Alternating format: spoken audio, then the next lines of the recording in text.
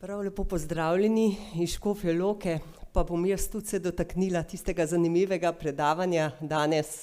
Ja, v Škofji Loki imamo muzej, vendar nekako midva s kolegom smatrava in nadobudno misliva in vam bomo tudi danes predstavila, da pravzaprav Šolski center Škofja Loka v sodelovanju z gospodarstvom še ni za muzej.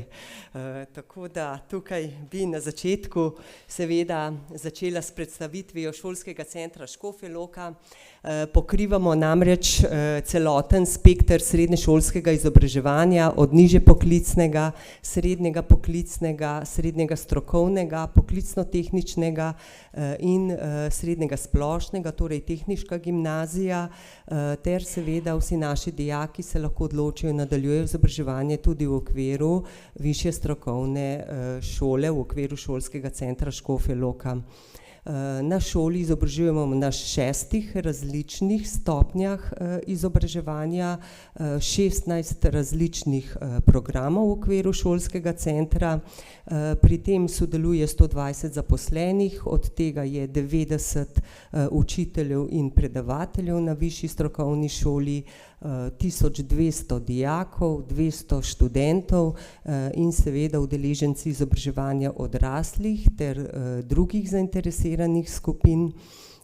In pa imamo zelo široko mrežo sodelovanja z gospodarstvom, s podjetji. V naši bazi imamo preko 400 različnih podjetij, s katerimi bolj pogosto ali občasno sodelujemo in seveda to je pravzaprav naše izhodišče in izziv za pripravo usposabljanja in izobraževanja za raznolike poklice, za katere izobražujemo na naši šoli. Seveda smo pri tem izkoristili možnost odprtega dela kurikula in pa v delu izbirnosti strokovnih predmetov, kjer si seveda poleg odprtega dela kurikula želimo tudi v bodoče več možnosti in fleksibilnosti v tem strokovnem delu. Kar se tiče izbirnosti, če si predstavljate na področju, samo na področju strojništva, kako je to zelo širok spekter delodajalcev in različnih možnosti usposabljanja za različna področja, je to seveda za bodočnost nujno potrebno. In pravzaprav različne oblike izobraževanja, kot je področje šolske oblike in pa vajeniške oblike, daje temu izobraževanju še več fleksibilnosti in pa posledično več individualizacije. Seveda se pa pri tem pojavljajo številni izzivi, ki jih nekako moramo izpeljati v pravo smer, tako da dosegamo vse kompetence, veščine, znanja, ki so predpisana v okviru torej predmetov oziroma izobraževalnih programov. In pa vrednotenje ter spremljanje.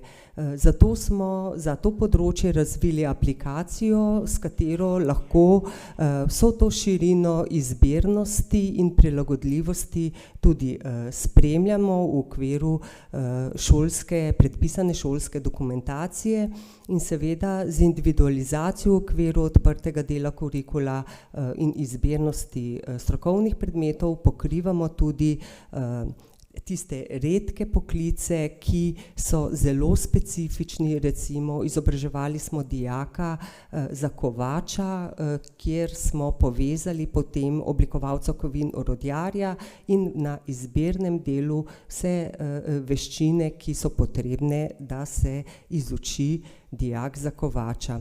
Seveda, ko smo bili povabljeni k temu ponovnemu projektu ponovnega uvajanja vajeniške oblike izobraževanja, smo bili postavljeni pred nov izziv in nekako smo presodili v okviru šolskega centra, da je to priložnost, da se približamo potrebam na področju gospodarstva.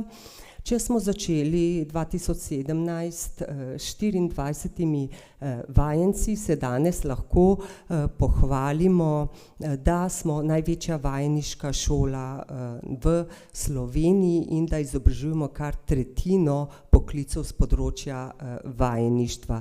Seveda, to nas je spodbudilo k večjemu sodelovanju znotraj šole, kajti v okviru projektnih skupin in pa programskega učiteljskega zbora smo izdelali dokumentacijo, načrte izvajanja vajeništva in seveda pripravili vse ustrezno za izvajanje. Hkrati pa smo se osredotočili tudi na komunikacijo in odzivnost, za kar smo presodili, da je bistvenega pomena.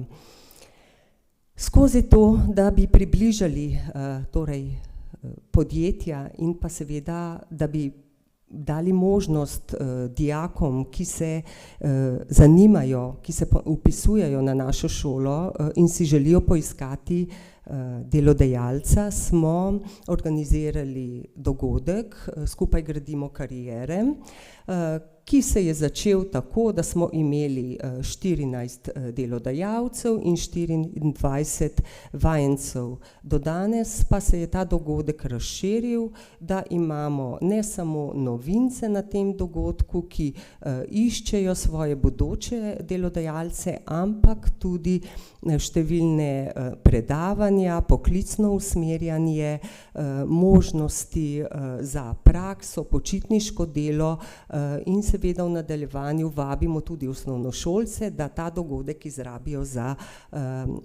poklicno usmerjanje. Skupaj z delodajalci seveda ustvarjamo tudi sodelovanje na področju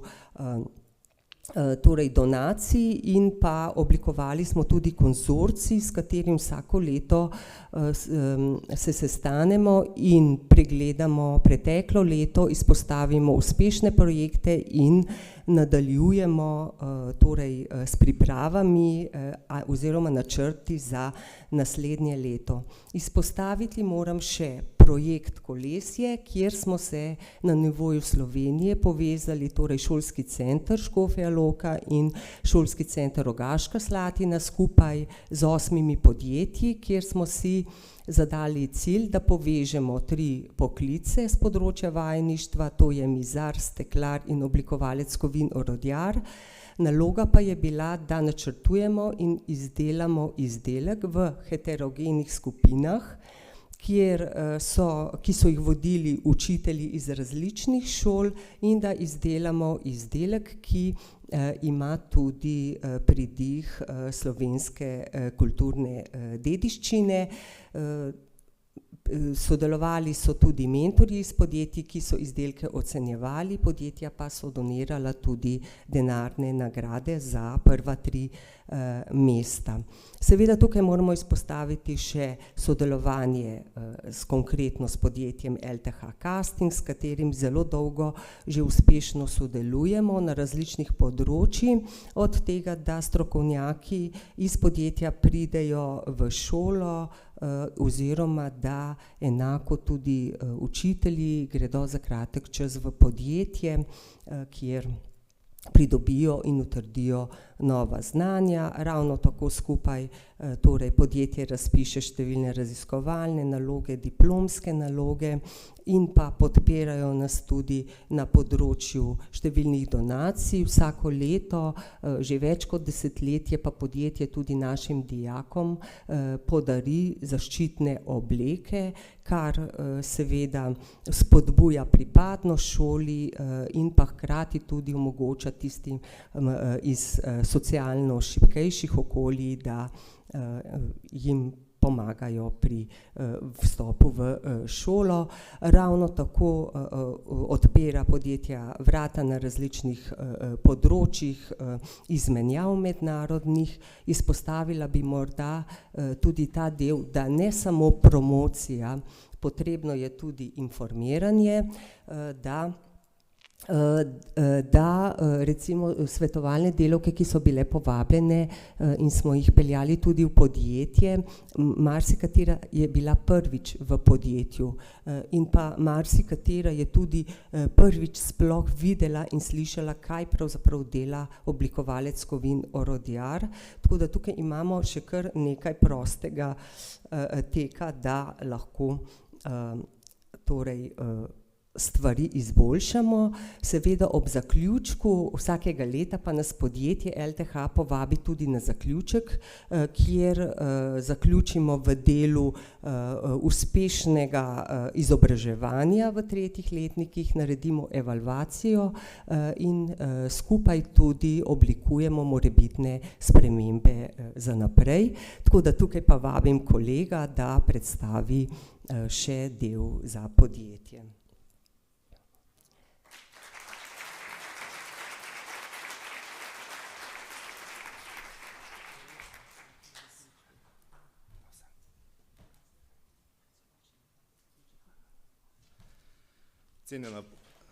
Cenjena publika, lep pozdrav tudi iz strani LTH Castingsa.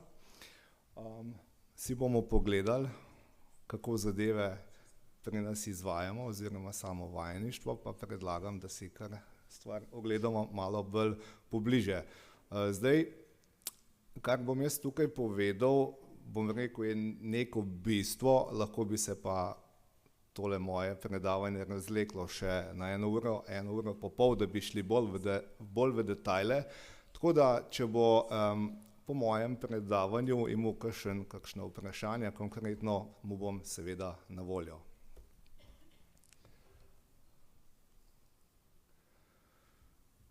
Najprej bi malo predstavil naše podjetje, ker pač gledano za samo Slovenijo LTH Castings ni ne vem kako poznano. Zdaj, razlog je čisto enostaven, mi smo namreč 100% usmerjeni v sam izvoz. Tako da, smo specialisti za tlačno litje lahkih kovin aluminija in to vse od leta 1948.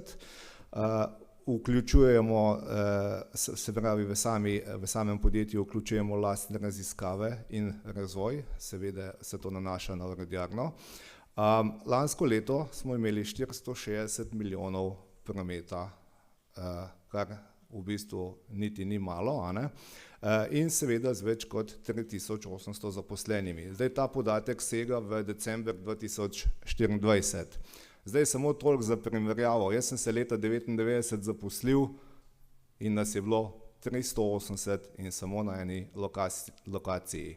Se pravi, zdaj, če tole zračunamo, 9-kratnik zaposlenih v cirka 26 letih. Naše proizvodne površine se nahajajo na 6 lokacijah, 3 v Sloveniji, 2 na Hrvaškem in 1 v Severni Makedoniji in sicer na več kot 142 tisoč kvadratnih metrih. 100% smo osredotočeni na avtomobilistični sektor, tako da imamo glede na to tudi 100% izvoz. Če si pogledamo še samo strukturo podjetja, tako kot sem že omenil, v Sloveniji imamo 3 lokacije in sicer 2 sta v Škofji Loki, ena je tukaj v Ljubljani, dočim je ta obrat v Ljubljani tudi največji, vsi ga boste sigurno poznali po bivšem Litostroju. Če pogledamo samo Hrvaško, vidite, da imamo obrat v Benkovcu in tako imenovani LTH Metalcast in LTH Alucast v Čakovcu, ki je v bistvu tudi zadnji. Tako da, poleg teh 2 pa seveda še v Severni Makedoniji. V tem obratu so včasih za zastavo vlivali ohišja menjalnikov, če je komu zgodovina kaj bolj poznana. Tale kolač, ki ga gledamo, je v bistvu dokaj zanimiv in na katerega smo kot podjetje tudi ponosni. Naš največji kupec je namreč Mercedes-Benz, takoj zatem mu sledi BMW in na 3. mestu je Bosch, tudi svetovni gigant. Tako da manjši delež seveda pol predstavljajo še ostali navedeni, ampak ti trije kupci so pa naši glavni.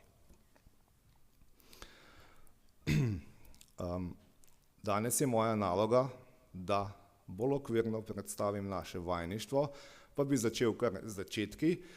In sicer v LTH Castingsu smo uvedli vajeništvo leta 2017. Zdaj, kako izgleda samo vajeništvo? Pred samim začetkom vajeništva morajo vajenci opraviti zdravniški pregled in seveda tudi razgovor. To je čisto isto, kot če bi se imeli namen zaposliti. Vsi vajenci so tudi naši štipendisti, kar je seveda tudi naš pogoj. Z zaposljivostjo smo lahko zadovoljni, težko pa je tukaj navesti procente, ker imamo še zdaj recimo vajence iz druge ali tretje generacije, ki se še zdaj šolajo. Namreč večina se jih potem, oziroma v velikem deležu se jih potem tudi odloči, da nadaljujejo oziroma šolanje in se potem vpišejo še na 3+2 program in seveda kasneje potem tudi na fakulteto.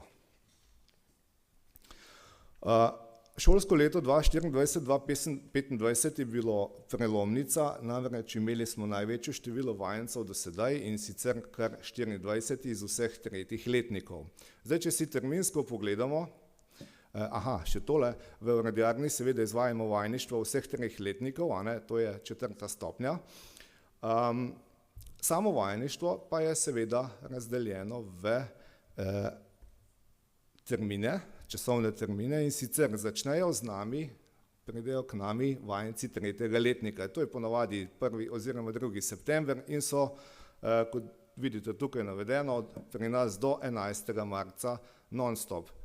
Njihova obveznost je 900 ur. Sledijo jim vajenci 2. letnika 648 ur in sicer se nam pridružijo zdajle prav kmalu in so pri nas do 17. marca.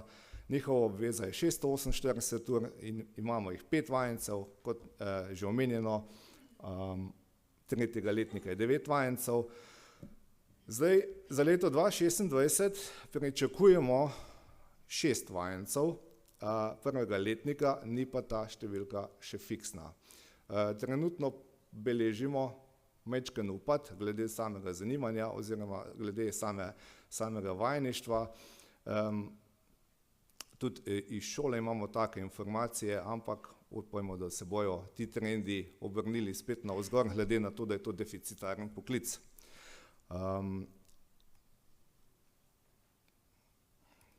Zdaj, za sam LTH je značilno to, da imamo lastni učni center. Zdaj, ta naš učni center je približno take velikosti, kot tukaj tale konferenčna dvorana, se pravi 300 kvadratnih metrov imamo na voljo.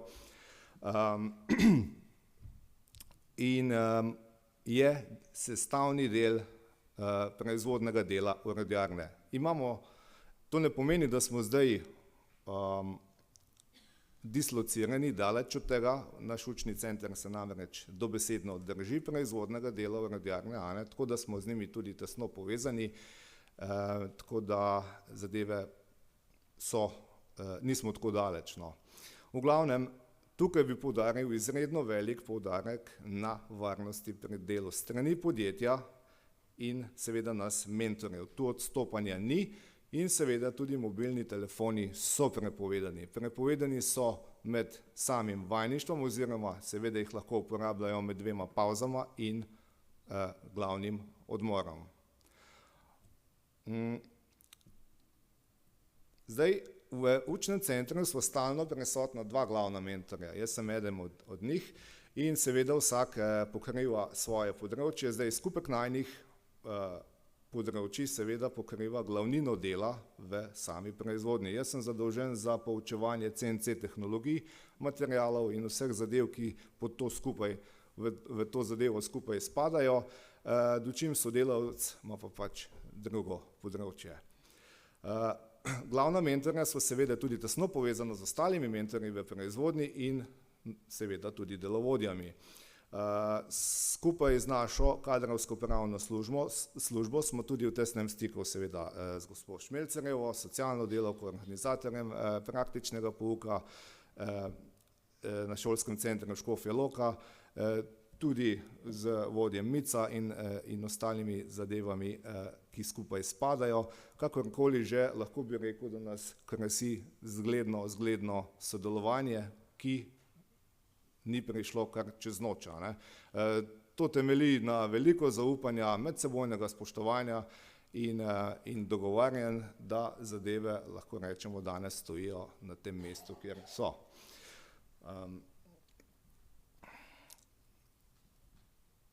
Tale podatek je meni osebno zanimiv, ker ostalo ekipo mentorjev sestavlja še 50 orodjarjev. Zdaj, mi imamo 150 zaposlenih v proizvodnem delu orodjarne, kar pomeni, da je vsak tretji človek pri nas mentor. Tako da znanje nam ne odteka in je poskrbljeno, da zadeve tečejo oziroma da se znanje prenaša naprej. Dosledno izvajamo tudi pisanje dnevnikov. To je zame neke vrsti dokument in zahtevam, da je temu tudi podoben. Od tukaj ne odstopam, tako da zahtevam neki nivo. Zdaj si bomo pogledali še 3 slike z učnega centra, tako da boste dobili malo občutka.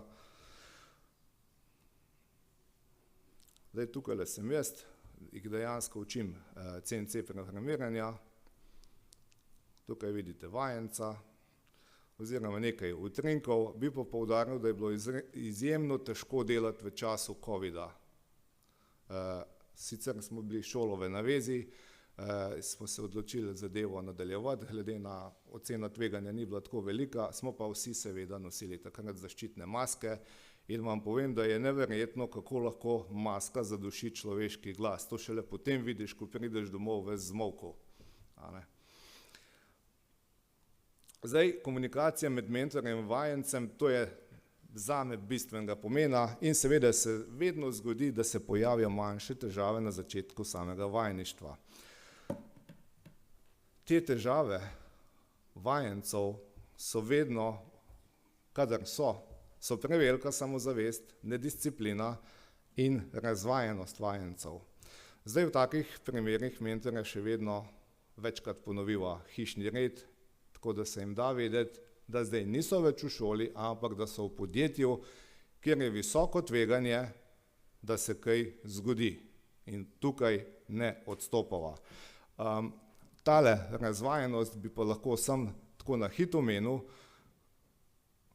To so razvajeni otroci razvajenih staršev.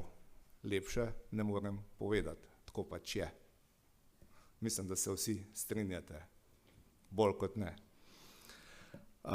Seveda, če se vrnem na to ali ne nazaj, to predstavlja tudi toliko večjo nevarnost, da se kaj zgodi, ker so preveč samozavestni in tako dalje. In jih je treba non-stop opominjati, kako in kaj je s temu.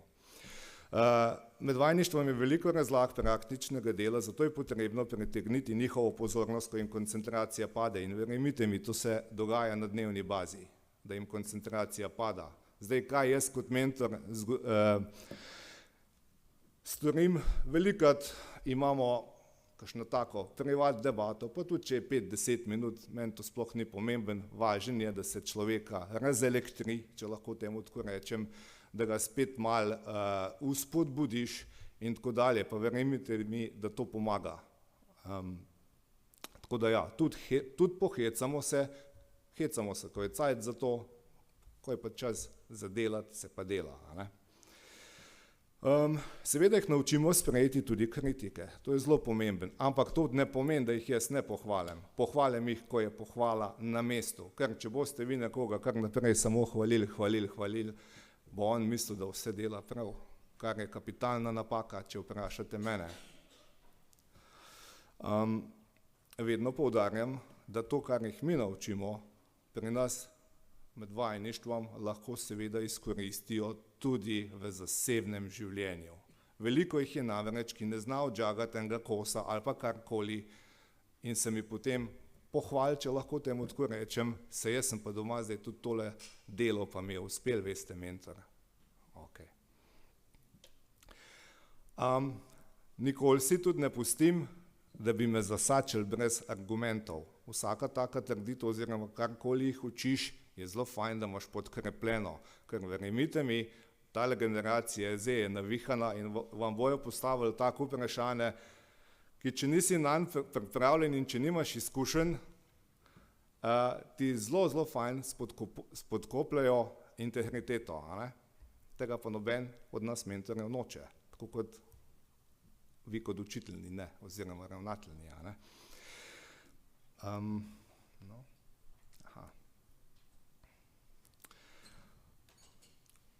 Tole sem že omenil, tale generacija Z, so posebneži. Sicer piše, da so generacija Z, ampak za marsikakšen dan ne veš, oziroma bi mislil, da menjajo generacija na vsakih 10 minut. Tako da tukaj je tudi treba vzeti v zakup njihovo divjanje hormonov, ki je včasih zelo izrazito, sploh o polnih lunah, to se, verjemite mi, to se pozna, tako kot se pozna na cesta. V glavnem, to je tudi kot mentor, seveda si jaz to moram vzeti v zakup in ne smem dovoliti sam sebi, da bi me taka zadeva iztirila. Nikoli si ne dovolim, da bi me spravili ob živce, poskušam z raznimi vzvodi zadevo preprečiti, da do tega ne pride in da se pogovorimo pač po človeško. Tale zadeva je zelo zanimiva, pa mogoče se nekateri z njo ne boste strinjali. Jaz namreč zahtevam od njih, ljubše mi je, da me tikajo. In tako kot je napisan, je to spet en vzvod, da se jim nekako bolj približam, se bolj spustim na njihov osebni nivo, kljub temu pa opažam, da so zaradi tega bolj sproščeni. Čeprav moram pohvaliti gospod Šmelcerjevo, da k nam pridejo kar lepo vzgojeni vajenci. Dočim sem pa tudi opazil, da bonton pri ljudeh na splošno pada. Zelo pada. Glede na to, da smo v 21. stoletju, bi mislil velikrat, da bo bonton še na višji stopni, ampak je na nižji. Zdaj, tale COVID je naredil veliko škode, glede same socializacije ljudi. To vam jaz kot mentor pač lahko povem, ker te zadeve dnevno opažam, pa ne samo pri vajencih, tudi na splošno v zasebnem življenju, tudi med sodelavci kdaj. Kot mentor poskušam zgraditi z vajenci tak odnos, da ne vidijo v meni samo mentorja, ampak kar se mi zdi še bolj pomembno, kot zaupnika. Tudi fantje imajo težave, karkoli. In če oni vidijo v prvi stvari v meni zaupnika, pa šele potem mentorja, verjemite mi, da to velikokrat zelo pomaga. Vsi imamo težave in tudi jaz se z njimi pogovarjam, tudi o osebnih zadevah in tako kot službenih, seveda to je prioriteta, ampak zelo fajn je, če imajo fantje občutek, ker pri nas so sami fantje, da se lahko nekomu zaupajo, dobijo občutek varnosti in so potem tudi na ta način nekako bolj poslušni, manj konfliktni, če lahko tako rečemo. Seveda, zelo imajo radi tudi avtentičnost, iskrenost in odprtost. Ko vse te zadeve nekako dosežeš, jaz sem to poimenoval, si ustvarjam kot mentor neko spoštljivo avtoriteto. To pomeni, da ko jaz nekomu kažem, prosim, če mi greš tole v skladišče iskat, ker nam je zmanjkalo, on mirno vstane, gre iskat in mi prinese. To ni samo spoštovanje do mene, je tudi neko zaupanje do mene, recimo, in ko delaš potem s takim timom mladih ljudi, je potem lažje. Da se pa. Ne smemo pa seveda izključiti iz tega človeškega faktorja. Ta je še kako prisoten in je ta prvo treba biti človeški, šele potem mentor, potem tudi zaupnik in vse ostalo. Velikokrat se počutim, kot da sem jim oče, potem še mama, pa še psiholog. Zdaj, kaj bi konc kakšnega šihta rabo jaz, je druga zadeva, a ne? Ampak vozimo to ladjo uspešno dalje. Tako da ne, če verjamete ali ne, tudi sami vajenci priznavajo, da jim tak način dela z njimi zelo, zelo ustreza, čeprav mogoče na začetku tega nimamo takega občutka mi kot mentorji, ampak jim to paše. Ko imajo, ne bom rekel, nek uokvirjen delovnik, ampak ko vejo, kje so meje, kaj smejo, kaj ne smejo, jim to nekako tudi pomaga izoblikovati njihovo samoosebnost na poti odraščanja in verjemite mi, da je tudi kot mentorju mi je zelo zanimivo videti te mladeniče, ki jih nam prestrašeni pridejo s 15 leti, odhajajo malo bolj samozavestni z 18 leti in s precej znanja. Ampak to samo jaz opazim, oni sebe sicer ne vidijo. Ne? In ja, tudi to je bom rekel, en lep vidik mojega poklica, če lahko tako rečem.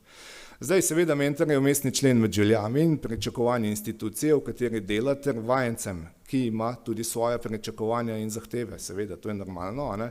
Zato je potrebna zelo, zelo velika fleksibilnost mentorja. Za en dan naprej ne vem, kaj me bo čakalo. Velikokrat tudi za 1 uro naprej ne vem, kako se bojo zadeve odvijale. Ampak jaz sem zato tam najprej, da predajam znanje, potem pa tudi zato, da kakšne eskalacije razmer umirjam oziroma da jih spet postavim na njihovo pravo pot. Tole bom zdaj pohitil, razen če mi bo gospa dala še 2-3 minute. Bomo. Tudi tole je zelo pomembno. Ti časi, kjer so včasih, mislim, da treba vajencu ta prvo metlo poriniti v roke, so minili. Danes bo tak človek šel in se ne pustijo več poniževati. Tudi jaz osebno mislim, da je to za v kameno dobo. Treba se z njimi ukvarjati, pogovarjati. Oni so vendarle, bom rekel, že na pol digitalna generacija in kot tako je treba tudi tretirati. In seveda tudi to se jim da vedno vedeti, da oni so del kolektiva, ne da so neki naš privesek, ki so začasno pri nas. So zelo digitalno razgledani, zelo dovzetni za nove tehnologije, ki jih pač mi poskušamo seveda v največji meri implementirati. Vajenci delo pri nas opravljajo na komponentah, ki so pripeljane iz proizvodnje, kar se mi zdi zelo pomembno. Oni ne delajo na nekih, bom rekel, tesnih kosih ali pa karkoli. Vse je s proizvodnje pripeljano, na ta način jih takoj, oprostite izrazu, vržemo v bazen in dobijo oziroma izoblikujejo občutek za odgovornost. Seveda jim pripada tudi mesečna nagrada, ki je določena strani Gospodarske zbornice Slovenije.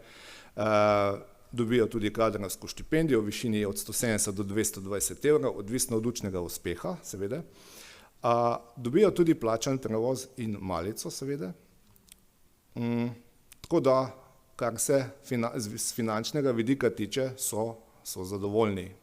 Jaz jim velikokrat poudarjam, da ljudje, ki imajo 30-35 let delovne dobe in delajo za minimalca, da je med njimi in temi vajenci pri nas, ki so zelo, zelo majhna razlika in pol se ponovadi seveda tudi majčken zamislijo. Prav se sem dobil majčken manj, kot je dobila moja mami. Se rekel, no evo. Ok. Zdaj glede na to, da je to deficitaren poklic, naše podjetje gleda na vajeništvo kot seveda na strateško naložbo v bodoči kader in s tem seveda tudi v prihodnost. Tako da hvala lepa za vašo pozornost. Se opravičujem, ker sem malo zamudil.